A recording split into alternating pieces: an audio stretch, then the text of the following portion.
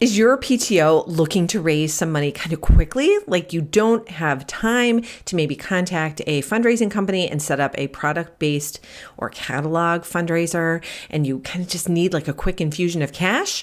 Well, I have five different ideas for you about how to bring in some money in the next month to 6 weeks, which maybe you need it like yesterday. But it doesn't work that fast. So like I said, 46 weeks, we can make this happen for you. So the very first thing is that you can start a crowdfunding campaign. So you can just ask people for money and say, hey, we want to do, XYZ. And I think the key to good fundraising is to tell people why you're raising money. You can't just say, give us money. You have to say like why you were looking for the money, what you were going to be using the money for. The whole crowdfunding idea, it's like behind the GoFundMes. Usually they're for like medical or kind of really bad situations or sad situations. So there's like a compelling reason for people to take action now and to open up their wallet and give some money. So you want to come up with something similar. Now, usually PTO, it is concerning like happier, like better things in life, because you want to do like an end of the year picnic, or you want to put on a senior send off or something fun like that. But you have to give people a reason to give you money. So you can set this up to where you are making a contest out of it. So you're either pitting like classes together, Mrs. Jones' class versus Mrs. Taylor's class, or maybe you're pitting grades together. Maybe this is something you want to get in on with a different school in your district. And so you can do like elementary school versus elementary school. Like you have to make the stakes a little bit higher. When you turn things into a game, that is never a bad idea. It is fun for adults too. So then the next idea for Fast Money is to challenge students individually to raise money. And this you can kind of layer even on with the larger like school versus school or grade versus grade or class versus class. Like you can do both of these, or actually all of those at the same time, and have multiple contests so people feel like they have a better opportunity to win, or more opportunities to win. That can make it super fun, especially if you're adding in different prizes. Like you're going to need to incentivize people. Again, need to have a compelling reason, and then it never hurts to give people a prize. That is usually something that is very motivating, especially for kiddos. I can remember wanting to sell a lot of magazine subscriptions to get these like stupid like Weebly, I don't remember what they were called. They were like pom-poms, all for the love. Pom-poms with like faces on them. So there were different colored faces, and they had like googly eyes, or some like had feet and some had accessories, but the company had like a whole bunch of them. And I can remember like really coveting those things. I think I was in middle school. Oh God, I was very old to be coveting those things, honestly. Anyway, I'm a child of the 80s. So that is, if any of you are also children of the 80s or a child of the 80s and can remember whatever fundraiser I'm talking about, I'm going to have to like go Google this and satisfy my curiosity about what fundraiser that was, because we did it over multiple years. Like this is a very distinct memory I have of these little stupid pom-pom creatures. Whatever, it was very enticing for me. I digress. So do something that's equally as like enticing and incentivizing for those kids. And that is really how you will find success. And it can be something as simple, like you have to give them something they want. So last year we did something similar, and actually we did it for a different fundraiser that I'm going to talk about, but it's still the incentive still works the same. So we were running a fundraiser to benefit the class of 2023. And so we had, graduation tickets. Like there's only a limited supply because the graduation for the high school is actually held in our gymnasium, and it is a large gymnasium, but there's only a certain amount of people that can be in there per the fire marshal, right?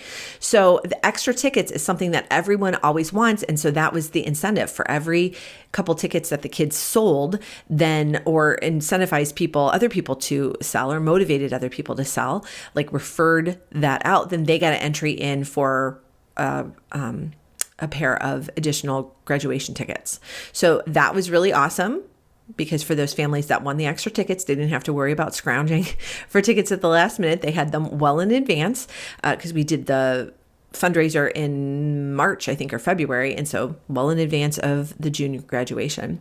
So just you got to find a hook. And if you're unsure about what the kids want, ask them. Like, I would just actually Google or go on Pinterest or YouTube and look at what the kids are into, those crazy kids are into these days, and find something. Like, it used to be Smencils. Maybe it's still that. Heck, I don't know.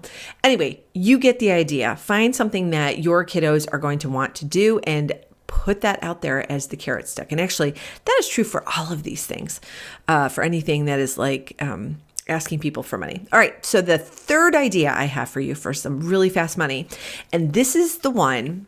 Actually, these next two are the ones that I saw turn out really well for either my group or a group at the high school that I was involved with. So the next idea is to have a lottery fundraiser.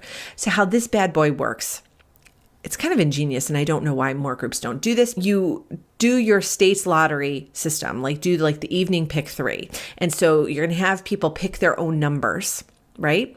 And keep track of them in a Google spreadsheet that's public so people can see what numbers are already taken. And they buy tickets for every 3 numbers that they pick, they get a ticket. And so then you sell the tickets a month or a couple weeks out in advance of whatever month you're going to be actually picking the winners.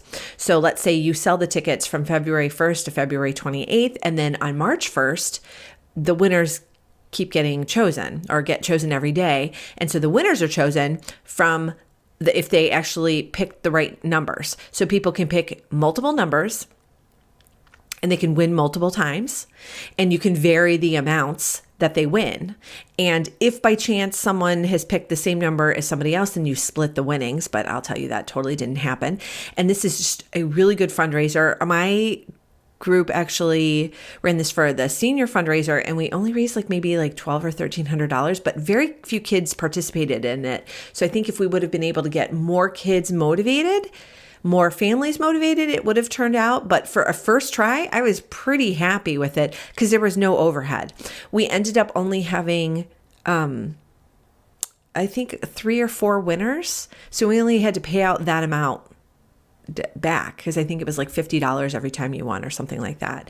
So yeah, it was just very good and no overhead and very easy. So you just have to watch the lottery every night. Actually, you don't have to watch it. Even in Ohio, you can download the results and then just totally go through and check the numbers. And it was a very easy process. So maybe I will do a whole nother blog post about this because I think it is a little more involved than all the steps are a little more involved, and you might have more questions about it. So if you want to see that video, actually, or if you want to see that blog post, go ahead and leave a comment in the comments below. Anyway, make a note. Let me know in the comments below. I guess that's a better way to say it, so that I will know to do that for you. But that's a great one because you're using a pre-existing structure. Everyone's familiar with it, and it can rack up a lot of money quickly.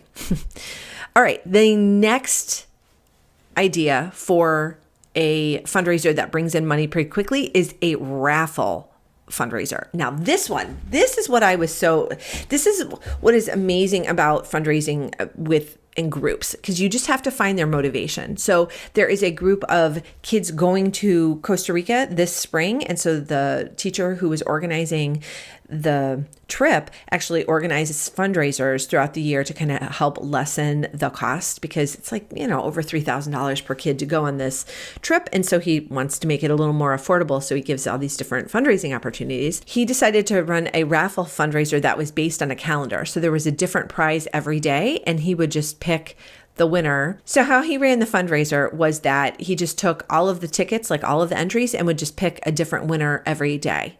And so people could win multiple times because it was the same pool of people with the entries. And so I don't think anybody won more than once. Maybe one person won twice. But anyway, it was really fun. And so they had a lot of good prizes because he asked the students to get them, because the students, if they wanted a share of the proceeds, then they were to participate either by selling tickets or getting a donation, a prize donation. So that group, now there are only 48 kids going on this trip. They raised over $13,000 with this raffle fundraiser, and he organized it in about 60 days. Now, I know he's done this before, but he didn't start with prizes. Like he legit sent out the email and said, parents, I need prizes. Then they started selling tickets quickly thereafter. And then so you get the money in that first day. Like you don't have to pay out the prizes until later. So you're really getting that money in those first initial days, like especially if you're doing that lottery fundraiser. So that's why it's so fast. But $13,000 from only 48 kids. I was pretty impressed about that. And I thought, man, I wish I had been able to get more seniors involved. But that class last year, a touch checked out because they were a pandemic class. Like they were freshmen when the pandemic hit. And so it was a weird class. Everyone talked about how they didn't really gel that well because their spring semester, all of the not fun started.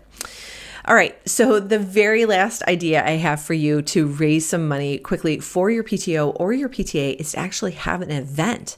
So you're going to either want to do like a movie night or a spaghetti dinner, or maybe you find a local magician to do like a dinner and a show, but give people a reason to come out, charge a premium for it. Now, by premium, I don't mean like super expensive, but I do mean more than $5. Like you need to be doubling your costs. So whatever it costs you to put on the event, make sure that you're at least doubling your cost.